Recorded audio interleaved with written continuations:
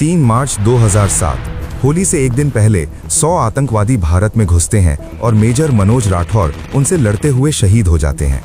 जब ये खबर आईवी डायरेक्टर अजीत डोभाल तक पहुंचती है तो उनके अंदर गुस्से की आग भड़क उठती है और वे गुस्से में कहते हैं, मुझे 24 घंटे के अंदर 100 के 100 आतंकवादी चाहिए, जिंदा या मुर्दा। तभी पीएमओ से कॉल आता है, अजीत जी अभी कुछ नहीं करना है, देश के हालात ठीक नहीं हैं। लेकिन अजीत साहब किसी की नहीं सुनते और 15 स्पेशल सैनिकों की एक टीम का गठन करते हैं।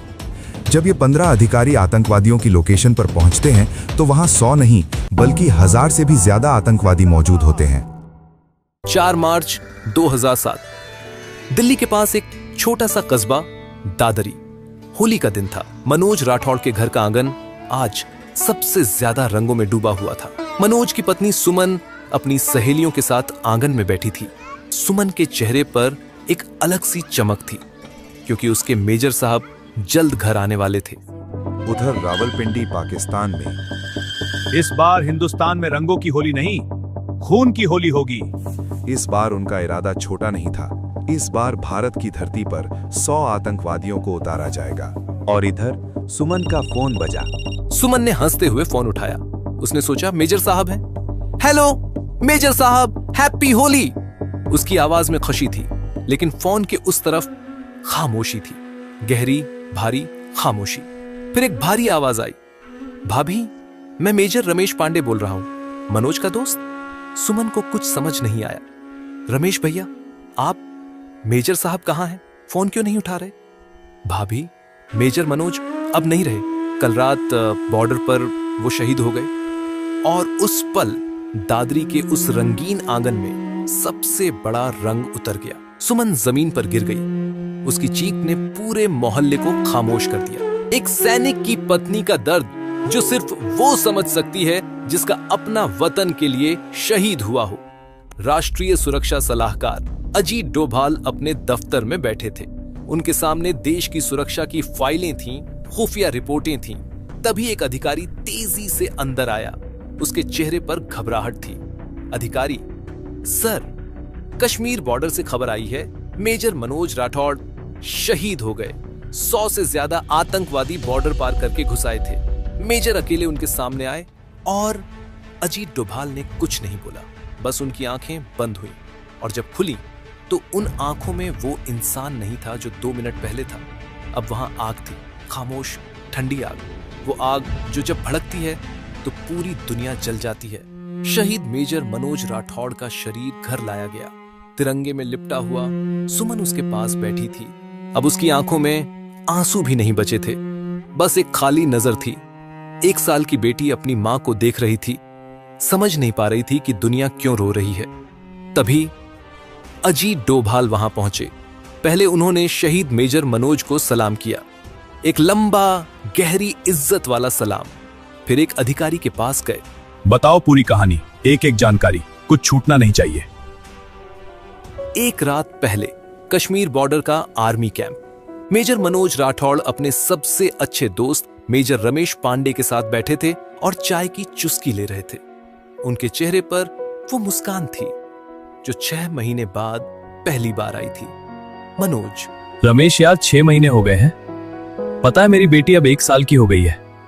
मैंने उसे आखिरी बार देखा था जब वो मुस्कुराना भी नहीं जानती थी, लेकिन वो अब चलना सीख गई है। मेजर साहब, पापा बनने के बाद तो आदमी बिल्कुल बदल जाता है। बधाई यार। कल जाकर खूब होली खेलना, बेटी को गोद में लेना और भूलना मत हम सबको। मनोज हंसे, गहरी सच्ची हंसी। कल होली खेलूंगा अपनी बेटी के साथ, जिंदगी की सबसे खूबसूरत होली। मनोज ने आसमान की तरफ देखा और एक पल रुके, फिर थोड़ा सा मुस्कुराए। उन्हें नहीं पता था कि यह उनकी जिंदगी की आखिरी रात थी। रात का पहरा।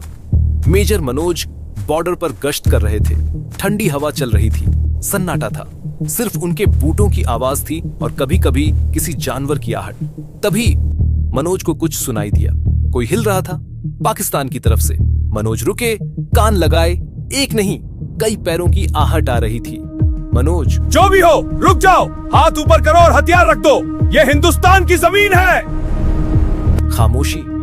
फिर अंधेरे में से चेहरे दिखे। 1, 2, 10, 20, 50, 100। मनोज जब करीब पहुंचा तो उसका खून जम गया। सामने एक नहीं, दो नहीं, 100 आतंकवादी खड़े थे, हाथों में बंदूकें, कंधों पर बम और आंखों में खूनी इरादे। कोई भी और होता भाग जाता, मदद बुलाता, अपनी जान बचाता, लेकिन यह मेजर मनोज राठौड़ था, भारतीय सेना का शेर, जो पीठ दिखाना जानता ही नहीं था। और मेजर मनोज ने अपनी राइफल उठाई और गोली चला दी, अकेला। एक आदमी 100 दुश्मनों के सामने। पहली गोली एक आतंकवादी गिरा, दूसरी एक और। मेजर ने छिपकर निशाना लगाना शुरू किया। 2 गिरे, 5 गिरे, 10 आतंकवादी मेजर मनोज की गोलियों से ढेर हो गए। लेकिन 100 के सामने एक आदमी कितनी देर टिक सकता है? गोलियां चारों तरफ से आ रही थी। एक गोली उसके कंधे में लगी, फिर एक पैर में, लेकिन वो रुका नहीं, लड़ता रहा, क्योंकि उसे पता था अगर वो रुक गया तो ये 100 दुश्मन हिंदुस्तान की जमीन पर कदम रख लेंगे और वो ये होने नहीं देगा। और फिर एक गोली उसके सीने में लगी। मेजर मनोज राठौड़ जमीन पर गिरे।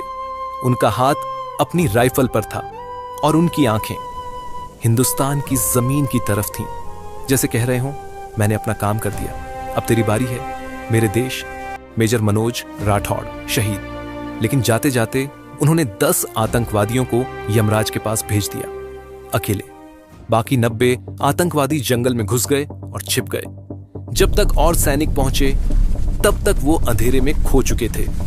अजीत डोभाल ने पूरी कहानी सुनी, हर एक लफ्ज, हर एक जानकारी, और जैसे जैसे कहानी आगे बढ़ी उनका चेहरा और सख्त होता गया। जब कहानी खत्म हुई कमरे में सन्नाटा था। तभी उनका फोन बजा। प्रधानमंत्री कार्यालय से कॉल थी। अजित जी, हालात नाजुक हैं, फिलहाल कुछ मत कीजिए, कूटनीतिक रास्तों से बात होगी। डोभाल ने फोन देखा, जबड़ा कसा और फिर फोन मेज पर पटक दिया। अजीत, जब मेरा फौजी शहीद हो रहा है तब कूटनीतिक रास्ते? अगर मुझे सरकार का साथ मिल जाए तो मैं इस पूरी आतंकवादी नस्ल को खत्म कर दूंगा, जड़ से। पीछे एक सलाहकार खड़ा था। सलाहकार, सर अपना भी वक्त आएगा। लेकिन अजीत डोभाल वो इंसान नहीं थे जो वक्त का इंतजार करे, वो वक्त बनाते थे। उस रात अजीत डोभाल ने अपना सबसे खतरनाक कदम उठाया। उन्होंने देश के 15 सबसे खतरनाक सैनिकों को चुना, हर एक अपने क्षेत्र का विशेषज्ञ। हर एक ने ऐसे अभियान किए थे जिनके बारे में दुनिया को कभी पता नहीं चला। यह वो फौज थी जो कागज पर मौजूद नहीं थी। ये वो लोग थे जिनके नाम किसी फाइल में नहीं मिलते। ये थे काली टीम। अजीत डोभाल जी बोलते हैं, सुनो, 100 आतंकवादी कश्मीर के जंगलों में छिपे हैं, वही जो मेजर मनोज को शहीद करके गुस्से हैं। मुझे 24 घंटे में वो 100 के 100 आतंकवादी चाहिए, जिंदा या मुर्दा। ऑपरेशन काली। कश्मीर के घने जंगल, अंधेरी रात, काली टीम खामोशी से आगे बढ़ रही थी, हर कदम सोच समझकर, हर सांस पर नियंत्रण। जब उन्होंने अपनी जगह ली और दूरबीन से नीचे देखा तो जो नजारा सामने था उसने सबके होश उड़ा दिए। टीम लीडर धीमी आवाज में बोलता है, सर, यहाँ 100 नहीं 1000 से ज्यादा है। ये सिर्फ घुसपैठ नहीं है, ये पूरा हमला है। नीचे जंगल की घाटी में हजारों आतंकवादी थे, तंबू लगे थे, हथियार जमा थे, बमों के ढेर थे। सबके मुंह से एक ही नारा आ रहा था, ये लोग सिर्फ कश्मीर में घुसने नहीं आए थे, ये पूरे भारत में तबाही मचाने का योजना बना रहे थे। हर बड़े शहर में धमाके, हर कोने में खून। ये एक आतंकवादी कार्रवाई नहीं थी, ये हिंदुस्तान के खिलाफ जंग थी। ये खबर जब अजीत डोभाल तक पहुंची, उन्होंने एक पल भी नहीं लिया। सभी के सभी आतंकवादियों को मार दो, एक भी जिंदा नहीं बचना चाहिए। मार दो। अब सवाल यह था, 15 जवान 1000 दुश्मनों को कैसे खत्म करें? सीधी लड़ाई में यह नामुमकिन था। लेकिन काली टीम सीधी लड़ाई के लिए नहीं बनी थी। ये वो टीम थी जो अंधेरे में काम करती है, जो दुश्मन को पता चले उससे पहले खेल खत्म कर देती है। योजना बनी। पहला कदम, दुश्मन के हथियार। अगर उनके बम और हथियार खत्म कर दिए जाए तो वो बिना दांत का सांप बन जाएंगे। और बिना दांत का सांप क्या करेगा? बस फुंकार मारेगा। काली टीम के सबसे बहादुर सदस्य थे बीरभान बिष्ट, चुप, खामोश और खतरनाक। उन्हें एक काम दिया गया, दुश्मनों के हथियारों के गोदाम तक पहुंचना और वहां बम लगाना। बीरभान चला, अकेला। अंधेरे में सांप की तरह रेंगता हुआ। हर कदम पर मौत थी। अगर एक भी आतंकवादी ने देख लिया तो खेल खत्म। लेकिन बीरभान रुका नहीं, क्योंकि उसे पता था उसका एक कदम देश के हजारों लोगों की जान बचा सकता है। उसने हथियारों के गोदाम तक पहुंचकर बम लगा दिए, एक एक जगह सोच समझकर। जब वो वापस आ रहा था, एक आतंकवादी ने देख लिया। गोलियों की बारिश शुरू हो गई। बीरभान को गोली लगी, वो गिर गया। लेकिन गिरते गिरते उसने वायरलेस उठाया। सर, काम हो गया, बम पूरे इलाके में लगा दिए हैं, बस बटन दबा दीजिए। और फिर बीरभान की सांस रुक गई। वायरलेस से बस शोर की आवाज आ रही थी। बीरभान बिश्त शहीद। लेकिन मरते मरते उसने अपना अभियान पूरा कर दिया। उसने अपनी जान देकर देश को वो रास्ता दिया जो हजारों जिंदगियां बचाएगा। जब बीरभान की आखिरी आवाज अजीत डोभाल के दफ्तर में गूंजी, पूरा कमरा खामोश हो गया। अजीत डोभाल की आंखें बंद थीं, उनके हाथ कांप रहे थे। गुस्सा नहीं, ये गुस्से से भी आगे की चीज थी। ये वो एहसास था जब एक बाप अपने बेटे को खोता है। फिर अजीत डोभाल ने आंखें खोली और अब उनकी आंखों में वो इंसान नहीं था। अब वहां सिर्फ एक चीज थी, फैसला। बटन दबाओ। धमाका, एक जबरदस्त धमाका। आतंकवादियों का पूरा हथियारों का जखीरा राख हो गया। बम खत्म, बंदूकें राख, रॉकेट धुआं।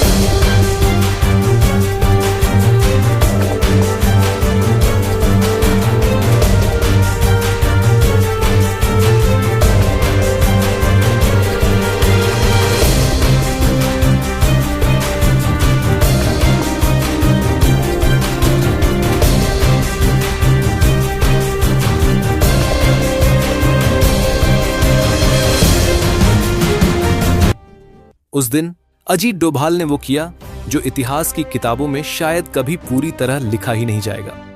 वो अपने अंधेरे कमरे में बैठे थे, खामोश।